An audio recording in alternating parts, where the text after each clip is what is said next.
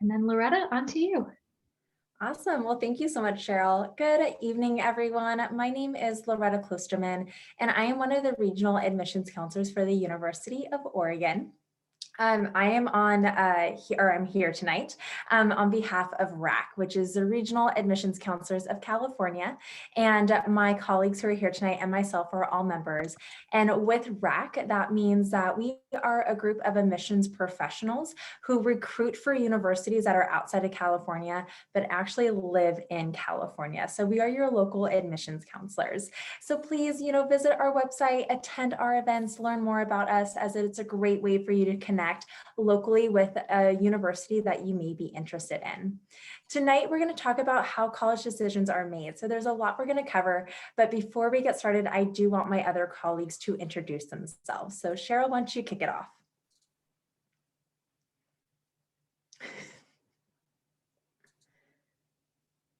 Apparently, unmuting myself means moving the slides by accident. So, we're a year through Zoom and still things like this happen. But hi, everyone. My name is Cheryl Tevlin. I'm an Associate Director of Undergraduate Admissions at Drexel University, which is in Philadelphia, Pennsylvania. I've been in college admissions for a little over 10 years. So really excited to talk to you tonight about how this process works. Marty? Cheryl, Loretta, and all of you guests, thank you for being here. Good evening to you. Good day to you. And I hope you're having a good spring thus far.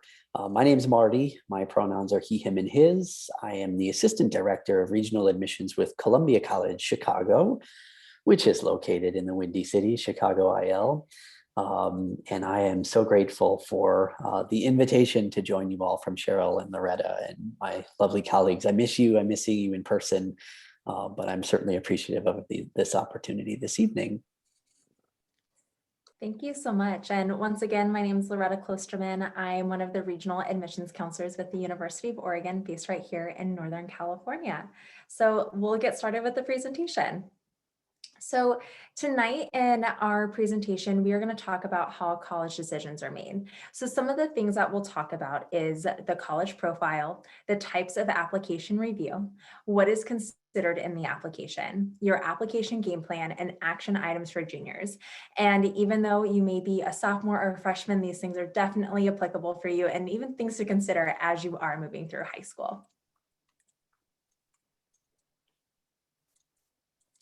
So there's some different application types to consider. There is open enrollment, selective, and highly selective. Open enrollment is where a lot of schools, or I should say, where some schools kind of have a pretty general admissions process. They may just look at a couple of factors to determine admission, where a university that is more selective or highly selective may look at multiple components in your academic profile to see that you are meeting the academic profile of that institution for admission. In looking at a profile of a university, that acceptance profile is something that you do want to look at as a junior or even a rising senior going through the college process.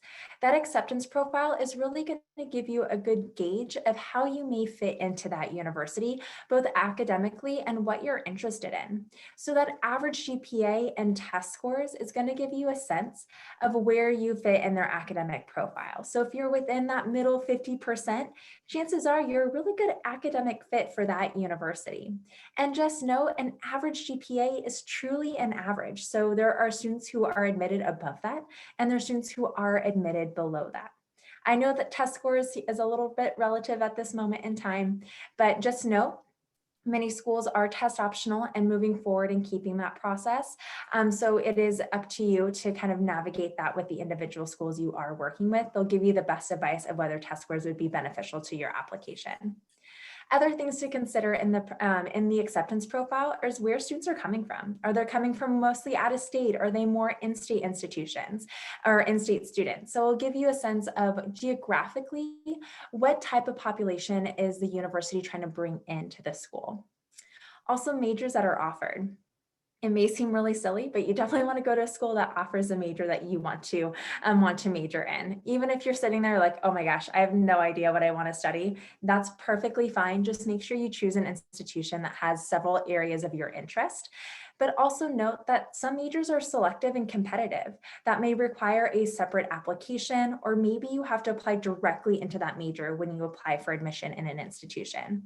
And so if that's the case with a particular major you're interested in, such as like maybe business, nursing, engineering, for example, you want to be mindful of what those acceptance profiles are, because they may differ from general admission into the university. And that kind of goes along with deadlines. Deadlines are different across all universities and all areas. And I know it's a lot to keep track of, but it is something that you will have to kind of be organized about as you go through the college process. Next slide. So the types of application review. So there are essentially kind of two different ways an applicant can be reviewed for admission. There are institutions that do a formula-based review. Now, this is usually some calculation of your GPA and/or test scores. And if students, a certain combination of GPA and test scores means a student would be admitted into that institution. And then there's the holistic evaluation.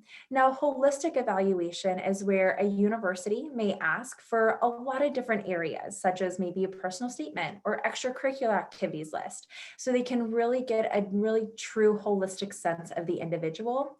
And all of those components in the application would be included in the decision of your admission. A part of the application review that we often don't think about is who reads your application. How are applications read at a university? Because this really does differ across the board. There are some schools who divide up the applicant pool by region, where there's a team of admissions counselors that are assigned to the Western region or the Eastern region. Some is divvied up by high school or even by alphabet and major, where there are admissions counselors that read for architecture or business or engineering. But it can also be done by a counselor or committee-based style, where a counselor is assigned to a territory and they read the applicants within their territory.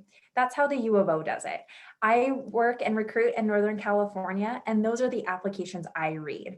And we feel that territory managers should read their applications because we know the schools, we've made connections with the students.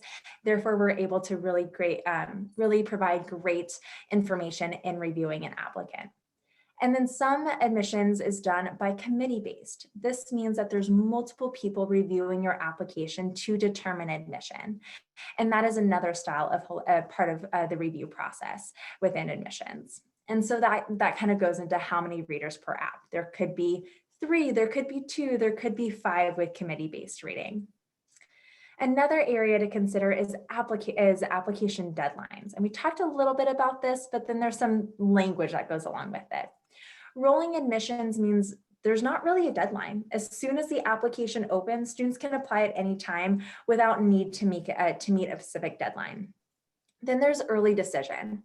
Now, early decision and early action often get mixed up, and rightfully so. They sound just about the same, but they are two very different things. Early decision means that you apply early, and if you are admitted into that university, early decision, you are binded and committed to that university. So if you apply early decision, you want to make sure that institution is a great financial fit, social fit, and academic fit for you. Where early action also has an early deadline, but is a non-binding acceptance. So if you are admitted to a university early action, that university is an option for you, but you're not obligated to enroll. So that's a big difference with early decision and early action. And then there's regular decision. Now, sometimes admissions kind of acceptance rates can change with different deadlines. For example, early decision could have a different acceptance rate at the same university than regular decision. So it's important that you do talk about your options if a university does offer different deadlines, to know what the right deadline is for you and for you to put your best foot forward.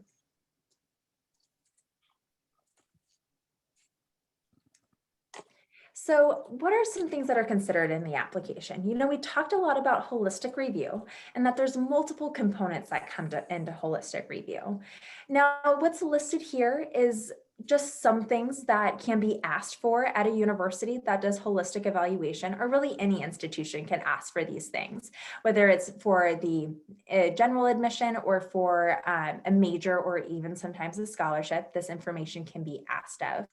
And some universities ask for some of this, some universities ask for all of this. So that personal information, that's going to be kind of your biographical and geographic information. We are going to look at the rigor of your curriculum and your GPA. So we are going to see the classes that you took, the grade trend. Did you take advantage of any AP, honors, IB classes that were offered to you? Test scores. If you applied to a university that is test optional, and test optional means that your test scores would be taken into consideration if submitted, but it is not required. So if you submit test scores, then those would be taken into consideration. And your activity and work resume. So we really want to get a sense of how you're involved outside of the classroom. And for some students, this could mean work. Some students could mean more activities, and sometimes it's a combination of both. But in actuality, we just really want to get a sense of how you spend your time outside of the classroom. And this could really look differently for a lot of different students. There's some students that it's more performance art heavy, or others are more internship based and hobby based. And that's perfectly fine by us. We just really want to, see how you spend that time. You can also list attributes and awards, things that you've been recognized for.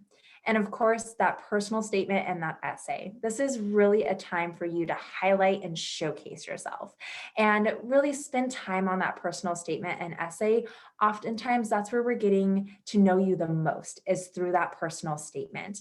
And I would say there's a lot of universities out there that are asking for that personal statement. So even as a rising junior, or even kind of as a rising senior, this is something that you can be thinking about even now. Supplemental information. Some universities do ask additional questions to the personal statement to get to know you a little bit more. This is where you may find of like, why are you choosing the U of O? Or, who are your top 5 heroes in your life? Just to, get to know you in a different way. And letters of recommendation. This is a big talking point, I feel like, for juniors, but this also can really benefit your application.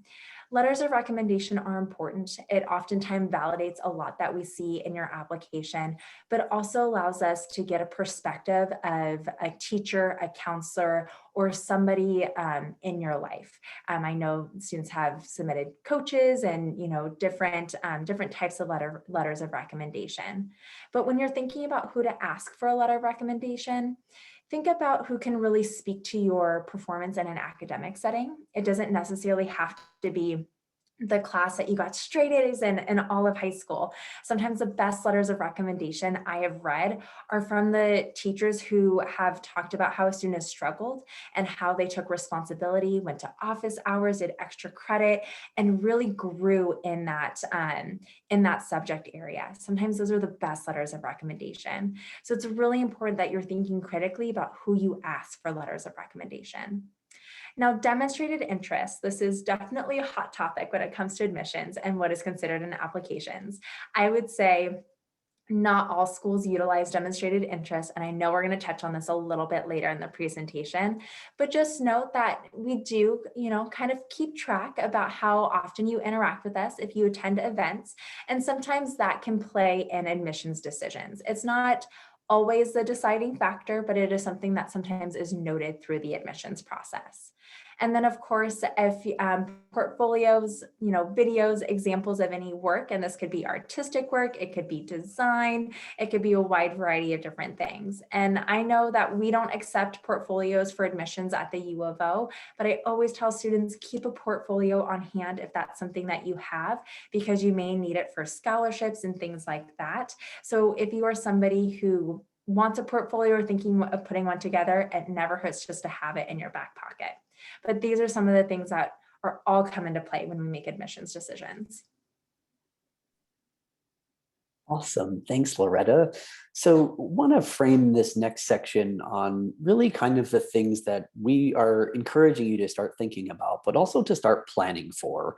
But also we want to A and B this with centering it on yourself. And this is really your opportunity to control certain aspects of your application.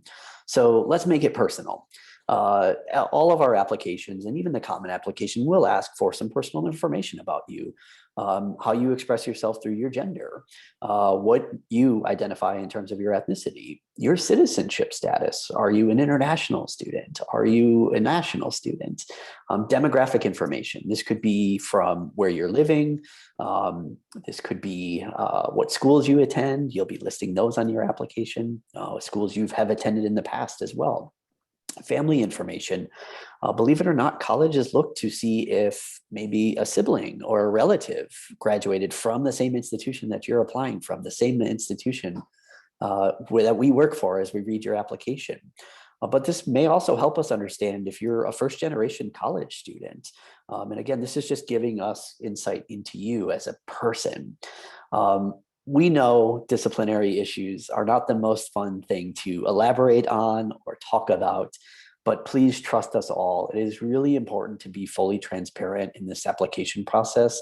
I think the worst thing that we feel is when we don't know about it until it's too late. And so the sooner you can be honest with us, and however you need to express it, if it's in a confidential conversation before you submit your application or while you're going through the application process, please just be transparent with us. We know that disciplinary issues can really range, and we are all human beings ourselves. And so we just really want to know what's going on before we find out about it some other way. The question at the bottom of this slide is just something to ponder. And, again, kind of centering yourself in the application process, you'll be answering some questions. And so are you using the application spaces appropriately? Are you sharing with us who you truly are and conveying that personal information? On the next slide, we're going to talk, of course, about your high school career. What are the grades you're taking? Let's start by first acknowledging mental health, emotional well-being, super, super important. I'm going to coin a phrase early that you're probably going to hear repeated throughout this, but it all depends. There is no magic number for how many weighted or how many honors or advanced or AP credits you need to take in order to get into every school. It's totally going to depend. But we want you to be an authentic representation of yourself in the application. So part of that means, though, also, learning how to use the resources and the support that you have as a student in your own school. So we, as Loretta mentioned, all work for institutions, and we read your applications if you apply to our schools. We really know your schools. We really know your counselors. We also probably really know other students from your school who've applied to our institution. So I don't want to sound arrogant, but we have a good context for how we're understanding you based on the school that you're attending. So we'll understand what types of classes you're taking, and are those rigorous or are they really easy A's? What does that say about your motivation? We obviously look at grade trends. We know that not every student's grades go this way. We know life happens. There's hills and valleys always. But what is the overall picture telling us about your grade trends? Weighted versus unweighted GPAs. It totally depends. Believe it or not all high schools calculate a weighted GPA. And some colleges manually recalculate your unweighted GPA in a weighted format. So this can get really messy and really complicated. But as Loretta mentioned, it's important to know the schools that you're applying to, how they will review your application. Will they care if you have a weighted GPA, or are they strictly going to look at or recalculate an unweighted GPA? Likewise, class rank. Not every school ranks their class. Some schools do. So you may want to know how your school is going to convey that information with us, and quite frankly, if it matters in your application. On the next slide, test scores. So we could probably have an entire night devoted to laughing and crying and celebrating all the feelings for test scores. But this, of course, it depends. It is important for you to know that you should feel empowered to ask for the school's test policies. All of us have certainly have certain policies for which, certain programs may or may not be requiring students to submit test scores. And as mentioned earlier, all of our own institutions have profiles. And we may show a range of students, and that doesn't mean that everybody has to get that average, right? You could be admitted with a lower test score. You could be denied with a higher test score. Just really kind of contextualize what the individual colleges and universities you're applying to, what their test policies are. Some schools may only take the SAT versus the ACT. Some take both. Some don't want to see it at all. So again, just really understand what you really need to submit versus what is optional and what is welcomed. Super scoring. So super scoring is a practice where some colleges and universities will actually take the best scores for certain subjects and for certain exams. And we kind of give you the benefit of, taking multiple tests, but doing better in certain subjects in certain areas, maybe on different days. But unfortunately, not every college and university does super score. So again, it's important to know because it depends. Are you going to have to submit a writing section score? Do colleges want to see that score? Again, it's going to depend. And overall, do you feel like, and are your tests a good, representation of you with your high school performance?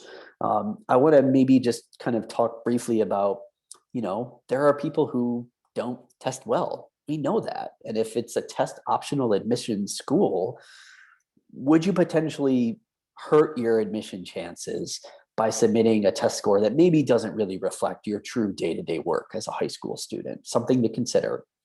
Obviously, test optional is a word that we're hearing a lot in our circles. Test flexible is a new one. And a lot of colleges and universities, as we've seen in this last year, have had adaptability to their test policies. So just really important to know. And then, of course, subject tests. You may have heard over the summer that SAT is getting rid of the subject tests. But there are AP tests that you might consider taking, and understanding how those types of tests, IB tests and exams, understanding how those transfer to colleges and universities can really give you a good understanding again of how those are going to be evaluated. So contextualize for yourself. How should I report my schools? Or should I report my schools? Or must I support my scores to schools? Start thinking about that. And again, I just want to echo that we know mental health matters, your emotional well-being matters. None of us advocate that you keep testing until you get the best and best and best. That's not what this is about. But just really understand that you have some options in terms of the tests that you take and maybe the schools that you're applying to that evaluate those scores. I imagine we'll get some questions about that later this evening, so we'll put a pin in it for now. Activities, resumes, work resumes. This is, I think, the good stuff where you really get to tell us and show us who you are as an authentic being.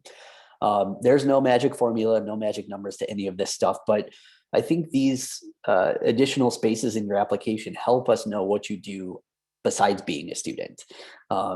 The understanding of what your commitments are outside of school. Maybe you have a part-time job. Maybe you can't work because you're caring for a family member. That still tells us something about who you are.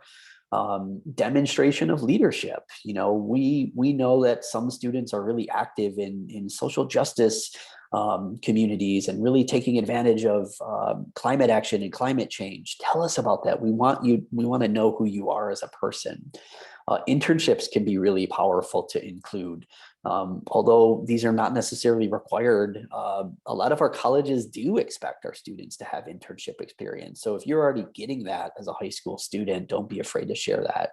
Community service, as we mentioned, the family responsibilities, of course, things that you're doing outside that maybe sometimes feel like a job, but like showing up to practice and staying up late and rehearsing, all of those things. Again, don't be too bashful and share what you're doing outside of being a student.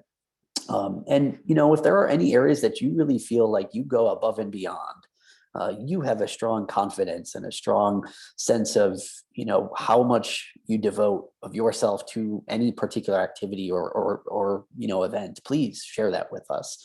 And ultimately, we want to know what you're most passionate about. Again, there's no right answer. There's no expectation that every student has a certain number of community service or a certain number of jobs, but just share with us what you're passionate about and how you use your time. And on the next slide, other attributes and awards. if you've earned any awards that otherwise wouldn't be recognizable, say in your letters of recommendation or your high school transcript, please let us know. Include the community-based awards, your unusual talents. I love suggesting to students, put the weirdest thing and the most unique thing you can somewhere in your application and make sure we see that, because we're going to remember that. And I think it's important to know that while we know your schools and your communities, not every college you're applying to may have that level of understanding. So, if you earn an award that is super specific to, one community organization that only people in your community would know about, expand upon that, really define it and spell out what these awards mean, what you have done to earn those awards. Again, I think, here is where we want to get to know you as a human being, as an authentic human being. And so please don't be too bashful on sharing all of the great things that you're doing, and the recognition you're receiving for those great opportunities. The essay and the personal statement. So these are absolutely read. I think it's important to note that if you are asked to write an essay or reflect on a personal statement, somebody is going to read them.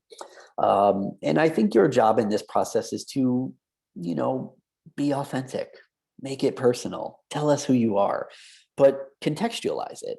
What is it that's going to set your application apart? What is it that's going to set you apart?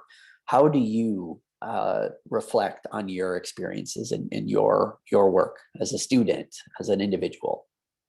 We advocate that you take time, that you workshop, proofread, maybe read your writing out loud to somebody else and get feedback. But we don't want this to be a rushed process. And especially you rising juniors and rising seniors, as Loretta mentioned, this is a great opportunity to start working on now. And we know you have great support at your school. Take advantage of your counselors, the opportunities to meet, to go and have your essays worked on. Your essay should be thoughtful and highly personal. We obviously want to know about you. So you can maybe start with an acknowledgement of somebody else, but really center this essay, this reflection on you. That's what we want to know through this. And of course, don't be afraid to discuss, a special interest or ideas. If you are responding to a prompt question, please make sure you're answering the question. Don't get too far tangential, but make sure that you're really appropriately responding to what you're writing. And ultimately, we want to know your stories. That's why this is a part of the application process. Again, it's helpful for us to get to know you. Again, probably not too soon to start working on this. Start working on some drafts. Save early and save often is a good adage to keep in mind. And last but not least, before I pass it on, we'll talk about just some supplemental information. Also, things you should save or maybe start gathering and producing.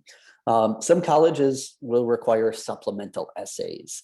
And so maybe you have one sort of general admission essay that you need to write, but then if you're applying for the College of Business or you're applying for a theater program, you may have a separate essay or a separate sort of response to give. Likewise, those are absolutely going to be read. And that's a really strong cue that if supplemental information is required, that is really important in the application process. So again, we want you to take your time with this, be really thoughtful, really intentional, and really shine on that personal insight. Some of these school-specific supplements will ask specifically, what are you hoping to do at our institution? How are you going to contribute to our communities? And so really, we want some reflection here. Then, of course, any additional information. Loretta mentioned portfolios, auditions, certain athletic programs maybe that you're applying into. All of that supplemental information can really help just authenticate your application and give us the most complete, most transparent, most holistic perspective of you. And that's what we want to see as we're going through your application. I'll wrap it up with, again, just an acknowledgement that this all depends. But please, if you have any questions about any of this as you go through an application, especially for our schools, that's what we're here for. We're here to help you through this process. So I'm going to hand it over to Cheryl to talk about recommendation letters. Thanks, Marty. And just a quick note, please do drop any questions you have in the chat and we'll do Q&A at the end. So when it comes to recommendation letters, there are several things to keep in mind. One of the first things is how many letters you should be submitting. Different schools are going to have different requirements. So like Marty just said, it depends. But rule of thumb, if a school is suggesting you submit 1 or 2 letters of recommendation, I would not submit more than 1 or 2, or maybe 3 if you've gotten the okay from your admissions counselor. Submitting 8 letters of recommendation honestly does not add any value. I've had students do that before, and basically I read, "This is a great student," 8 times in a row. You should only be sending an extra letter if, again, the school has said it's okay, and that person can add some extra insight that maybe your academic letters can't provide. A lot of schools are going to ask for a letter of recommendation from your counselor. Some schools, we realize, counselors are not able to do that. That's absolutely okay. In that case, you could submit a second teacher letter of recommendation. But I think it's important to understand what we're using these letters for. As we've already discussed, the idea of the application process is really to get to know you better. And so your letters of recommendation tell us more about who you are as a person and as a student. So we're learning more about your character and your work ethic, which are both really important things. Especially think about it, if you're going to, say, a residential college, you're not going to be commuting, you're going to be living on campus. We want to know what type of community member you're going to be. That's where that character piece really comes into play. And then your work ethic helps us to understand how you're going to fit within our academic community to help us make sure that you're going to be successful at our university, because that is a really important question to ask. We're looking also at your letters to maybe clarify things that weren't explained throughout the application. It's better if you explain it yourself, but sometimes a counselor or a teacher may be able to provide additional context. I've seen counselors say things like, "You may have noticed that, for example, Johnny's math grade from sophomore year was a bit lower than the rest of his GPA and class grades. But that's because that's our hardest math teacher and no one gets above a B-." So if you have a particular situation like that, don't be afraid to talk to your counselor ahead of time and say, "Do you think you could mention this?" That's never a bad thing. It helps us to have that additional context. So you can use your letters as a way to provide additional information to us. Make sure to tell your teachers and your counselors if there's anything particular you want them to highlight. And then, like Loretta mentioned earlier, picking out who is going to recommend you is a very important part of this process. We want someone who knows you well. A teacher from 9th grade isn't going to be particularly helpful in letting us know who you are as an applicant, as a senior. You've changed a lot over the years. So make sure you pick someone who you've had maybe a little bit more recently. I do realize that COVID has thrown a bit of a wrench into this, right? I realize that pretty much all of you have been doing virtual learning for this past year. And so maybe it's been a little bit harder to get to know your teachers. Don't be afraid to reach out to the admissions counselors at the schools where you're applying. If you feel like you had a sophomore teacher who maybe understands who you are a bit better than a junior teacher who you never really interacted with outside of the screen, you didn't have contact with, that's okay. But I would check it with the school first. Really, your junior year teachers are going to be able to give us the best representation of who you are right now. But again, we do understand that COVID has changed things. And remember, we're people too, right? And we've gone through this pandemic, maybe not in the same way. We're all in the same storm, maybe in different boats, but we understand that this has been complicated. We're not going to forget that anytime soon. So just reach out if you have any questions or concerns about how your letters of recommendation should be submitted for during this time. Demonstrated interest, Loretta hinted at a bit earlier, is something that some schools will use in the application process and others will not. So just for Drexel, in general for our admissions process, we do not use demonstrated interest. However, we do use it for our combined BA, BS, MD early assurance program with our med school, where students are applying into an 8-year program between our bachelor's degrees and our med school. And so they're looking at a number of things with that program. And this is going to be the case with a lot of other schools looking at demonstrated interest. They're going to see, Have you attended any visits? That doesn't have to be in person. That can be virtual too. Attending tonight and saying that you want to receive information from us could be an indication of interest, right? Reaching out to me, sending an email, or setting up an individual counseling session through Zoom. Those are indications of interest. Really, the idea behind demonstrated interest is that schools or programs want to make sure that if they're extending an offer of admission, that you're likely to take it. You're basically showing them that you really are interested in their school. It doesn't have to say that you're going to actually pick them ultimately. You're going to have options, right? You're probably going to demonstrate interest in a number of schools. But if we have someone who has shown some interest versus someone who's not connected with us at all, we're not really sure about that other student if they're likely to attend. If we've heard from you some, if you've come to some events, that says to us, okay, this person is thinking about it, they're engaged, they might actually attend at the end of the day. So it tends to be schools that are a bit more selective, or programs like our BSMD program that are a bit more selective, that are going to have demonstrated interest, because they're going to be looking beyond just, does the student have really strong grades? Are they involved in a lot of activities that are related to their interests or something along those lines? Schools that are very competitive are going to have a lot of students who on paper look perfect. And so they're looking for additional items to help them understand if you're going to be a good fit and ultimately going to end up attending. So that's really how we use demonstrated interest. One other note is that if you're offered an interview, if the school says that it's recommended or suggested, that really means do it. So I realize that not everyone will always be in a position to do that. Perhaps your schedule makes it impossible, or you're not able to meet with someone in person, though most of them are virtual right now. But if a school offers it, they really do want you to take advantage of it. Don't be nervous. You're talking to another person. Just remember, if you get shaky hand syndrome, just keep them in your lap. That's okay. And never be afraid to take a pause and say, oh, that's a great question. I need to think about that for a second. Feel free to talk to people who have been through job processes in the past, like your parents or counselors or other family members or friends. They'll give you some good tips. But that interview process is another way for us to get to know you better. It's all about how you're a good fit for our university and we're a good fit for you. And without really knowing you, it's kind of hard to figure that out, which is why a lot of schools do offer that interview option.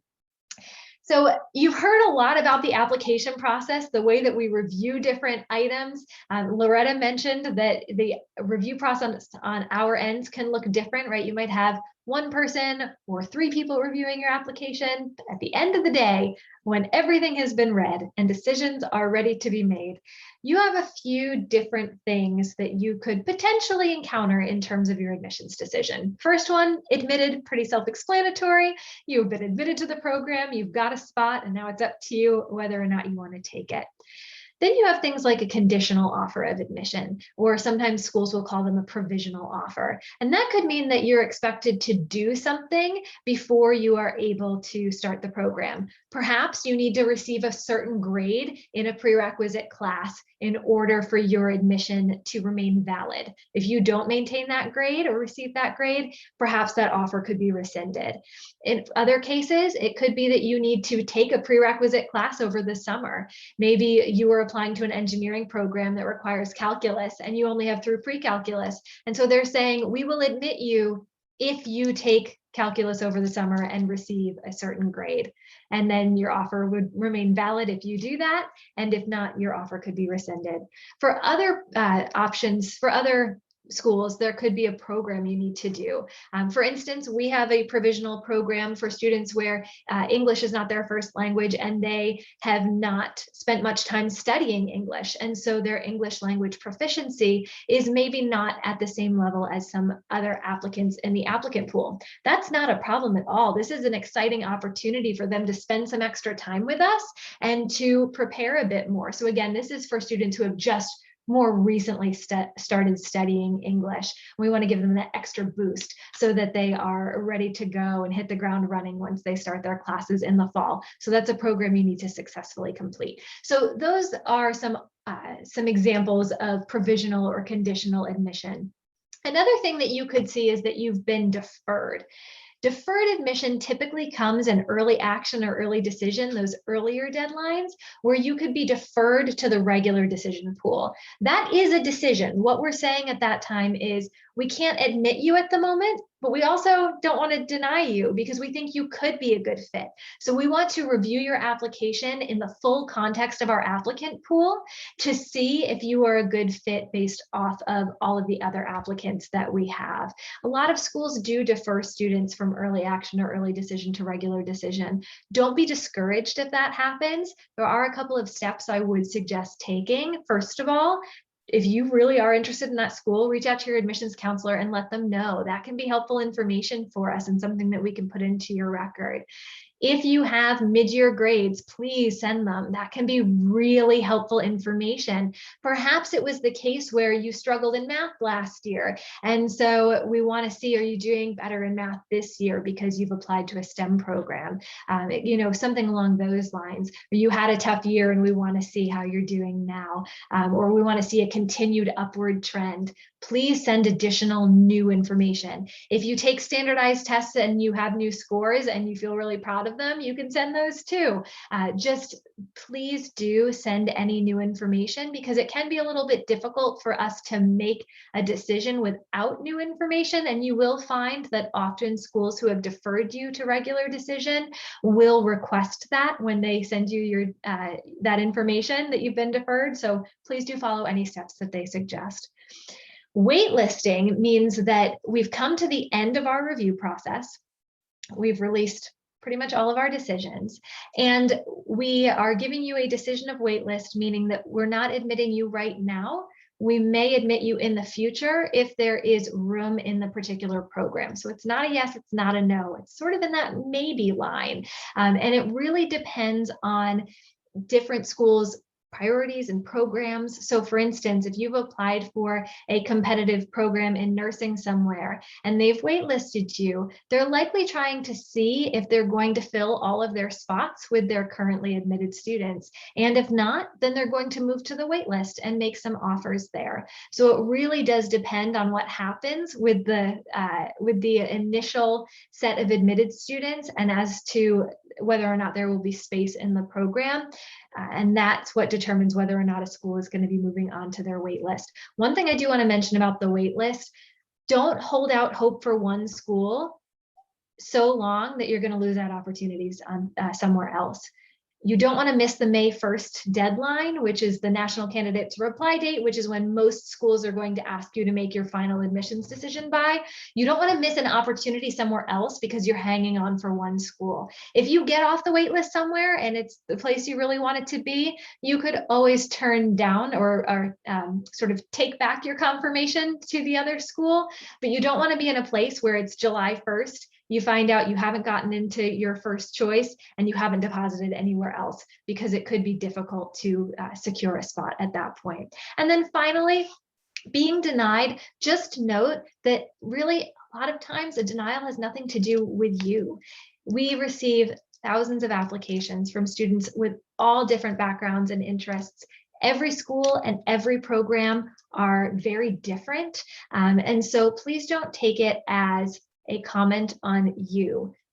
Quick note from my personal experience, I actually got denied for my top 2 choices. And you know what? It was okay. I went to a school that ended up being a better fit than either of those would have been. I just didn't realize it at the time. I was very much swayed by name recognition as an 18-year-old. And I had amazing opportunities that I never would have had at those other schools. There is a perfect school for every one of us. You will have opportunities. There are so many schools in this country. You will find a place. And if the school that you thought was perfect ends up saying no, just know you're going to have other great options too. So my little personal tidbit for you. But now, finally, I want to talk a little bit about how you go throughout this process. First of all, use your resources. Talk to your counselors. They are there to help you. Start a spreadsheet of the schools that you're interested that list things like requirements, deadlines, the average GPA, what their financial aid process looks like. Are there different deadlines for financial aids and scholarships? You also want to talk to your counselor. If you find schools that you think you really like and are a good fit, ask them if there are other schools maybe you haven't heard of that are similar. They can point you in a direction that maybe you hadn't thought of, which can be really helpful. And then you want to be applying to schools really in 3 categories: your likely, your target, and your reach schools.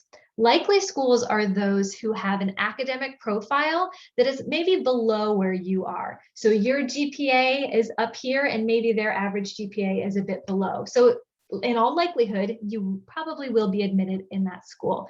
Just note that those averages, like we talked about before, are not guarantees, because schools do have holistic processes. In many cases, it's more than just that one factor, but that can be a helpful guide. Your target schools are schools that maybe the academic profile matches yours or you're slightly above.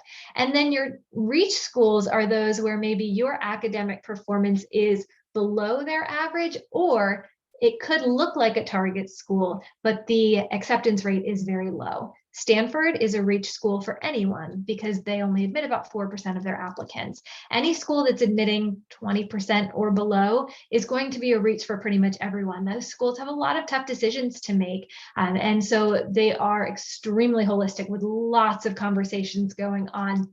And so you want to make sure that your list includes a variety of schools in terms of acceptance rates and different academic metrics, so that you have the best chance of getting into a program that you like. And that's the most important part. Every single school on that list should be one that you like. You want to make sure that wherever you end up going, it's a good fit for you. You don't want to end up in a position where the school that you got into is one that you have no interest in. You should be interested in all of them. So what should you start doing now? As Marty said, start working on your essay over the summer. You've got some time. Common App, I believe, already did or very shortly will release the essay topics for next year. Coalition normally does around this time as well. The PIQs for California schools don't tend to change very often, so you can start outlining those things over the summer. Make sure that you are staying in touch with the admissions office. Check your email. I cannot stress that enough. We tend to communicate through email and admissions. And that's something that's going to be, it's going to happen throughout your college years and throughout your work life. So just get used to and in the habit of checking your email now. Communicate with your rep, ask questions, check your portal, make sure that everything is in on time. Make sure that you know yourself. Make sure that you really understand how you fit within the academic profile of the schools that you're applying to. And make sure that you have some questions to ask, especially if you're going to an interview. They're not just going to be asking questions of you, ask some questions of them too. Make sure that maybe they're a little more in-depth or even slightly quirky, something that's going to help them to remember you, not something really simple that you could find in a fast Google search. You want it to be a little bit more in-depth than that. And that is the end of our presentation. So what we're going to do now, if I can get this to stop sharing, is we're each going to very quickly speak about our own institutions, and then we will do Q&A. So I'd say about 2 minutes, 1 to 2 minutes each. Marty, if you want to start us off. Sounds good. I will be mindful of my time. I can get winded when I talk about the Windy City. So once again, thank you all for being here. My name again is Marty. I'm with Columbia College Chicago, and we are a school located in downtown Chicago. I like to sometimes talk about who we're not. We are our own institution, so we have no relation to any of the other Columbias that you may have heard or read about. We are truly our own institution.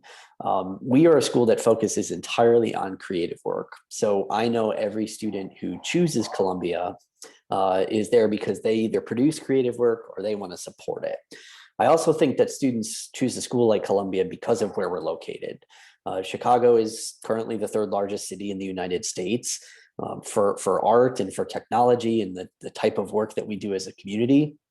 Those are real live industries and scenes that exist in our city. And so students have close access to that. We have students who come from all 50 states. And so we know creative work happens through collaboration. We know the good work we feel happens when there's difference involved in that collaborative process. So just being with different people is a magical part of a Columbia education. Suffice this to say, hands-on learning and creating, our students can start in their majors right away. We don't have any impacted programs in anything that we have at Columbia. We get students obviously networking and career preparation opportunities every step of the way. That's what we're about. We have just over 7,000 students, so a good mid-sized institution. Over on the right, as I'm wrapping up here, these are the main areas of study for our college: media and digital arts, film, games, animation, you name it. Visual arts, photography, fashion, music and sound, both writing, composing, performing, recording, performing arts, theater and dance, musical theater. Yes, we have it. Yes, we have a BFA program. Unique programs like comedy writing and performance. Of course, we need people to help communicate and write with us, journalists, fiction writers, nonfiction writers, and then bless them, the business and the managers, those that are going to really, again, support the creative work.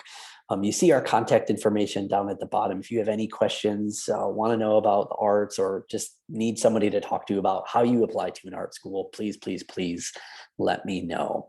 And I will hand it over to Cheryl. We're going to go to one of my favorite cities in the world, Philadelphia.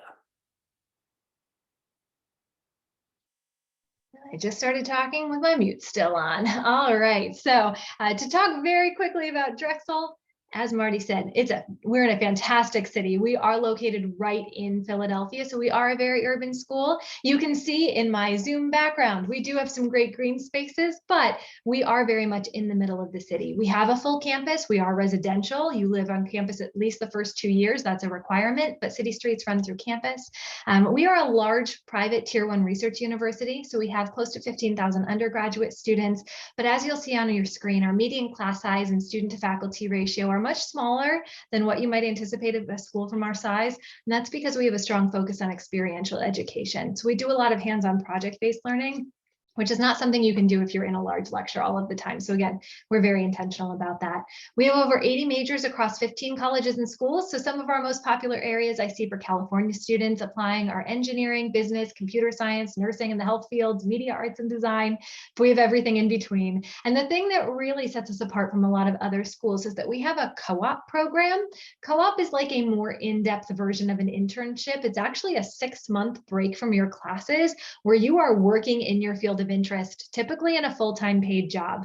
This is something we've offered for over 100 years. We have about 1,600 different employer partners we work with all over the world. It's a great chance for you to test drive your future career, make sure it's actually what you want to do, helps you build connections in your industry, build a strong resume. So it's a really beneficial experience. And then finally, for student life, we are very engaged. We're a very active community. So we have about 350 clubs and organizations. We're Division I for sports. We have great performing arts and Greek life. And one other thing, we're very involved in community service in and around Philadelphia. It's actually our president's goal to make us the most civically engaged university in the country, which is a big goal, but something we work towards all of the time. And the first way you're really going to encounter that is in your first year through a civic engagement class, where you learn more about how to be a strong member of the community, and you do some community service hours as a part of that. And with that, I will turn it over to Loretta to talk about the U of O. Sounds great. Thank you. Let me just share my screen with you all. And of course, you would think I would have this down by now as well, too. I would think a year. Let's see if it will allow me to start the presentation.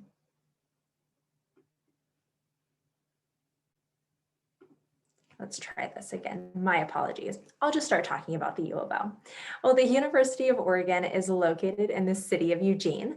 Unlike my colleagues here today, we are not in a big urban city. We are much more of that college environment, very similar to a San Luis Obispo or a Davis in that regard. So there really is this tight-knit community between, or tight-knit atmosphere between our community as well as the U of O. We are a large tier 1 research institution. Our total enrollment is about 22,000 and our undergraduate population is 19,000. So we really do focus on that undergraduate education. Just similar to Cheryl, our class size and student to faculty ratio is quite small for our size.